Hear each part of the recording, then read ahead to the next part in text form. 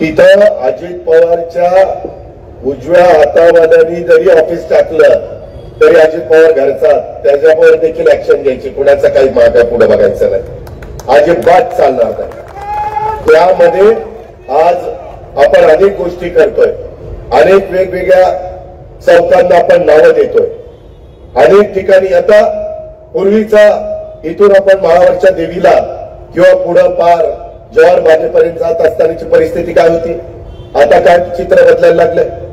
आता परवा इथं अमर पवार आहे, इथं लाईटचे खांब उभे करत असताना काही शहाण्यांनी त्याचे 4 नटबोल्टापैकी 3 नटबोल्ट चोरून नेले आणि तिथं पूल आपला परकाळ बंगल्याच्या समोरचा, मला तिथं दोन्ही बाजूला मला वाटतं 10-10 फुटाचे का 8-8 फुटाचे मी फुटपाथ केलेले की ट्रॅफिकला तिथं गर्दी होऊ नये म्हणून.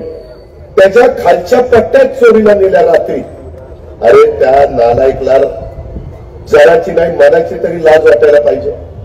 मी आता बहुतेक ठिकाणी परवाच मी रश्मी शुक्लाला पण सांगितलेलं आहे, मी एसपीलाही सांगितलेलं आहे सीसीटीव्ही कॅमेरे बसवायला. मला बारामतीमध्ये बऱ्याचशा ठिकाणी सीसीटीव्ही कॅमेरे बसवायचे. माझी बारामतीकरांना विनंती आहे, हे परवा दिवशी तो खांब पडला, एक बहीण थोडक्यात वाचली. उद्याच्या लोकांना वाटतं की बघा कसं बोगस काम चाललंय.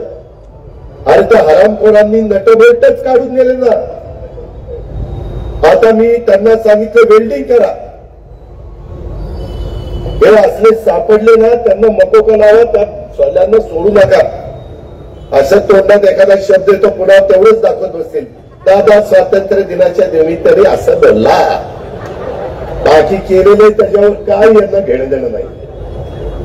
त्याच्यामुळं आपल्याला खूप काही गोष्टी करायच्या, परंतु चुका केल्यानंतर मी कुणाची चूक सहन करणार नाही.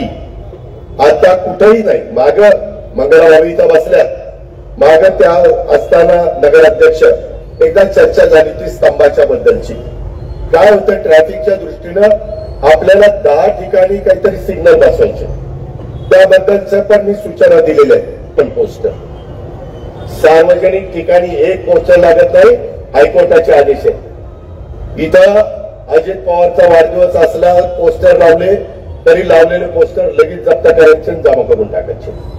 अजित पवार पासूनच सुरुवात करा, कोणाचे लाट ठेवू नका. आणि जिथं महत्वाचे आपले ऑथेंटिक बोर्ड आहे, कुणाला लावायचे त्यांना तिथं लावा. आपलं शहर विद्रुप करू नका.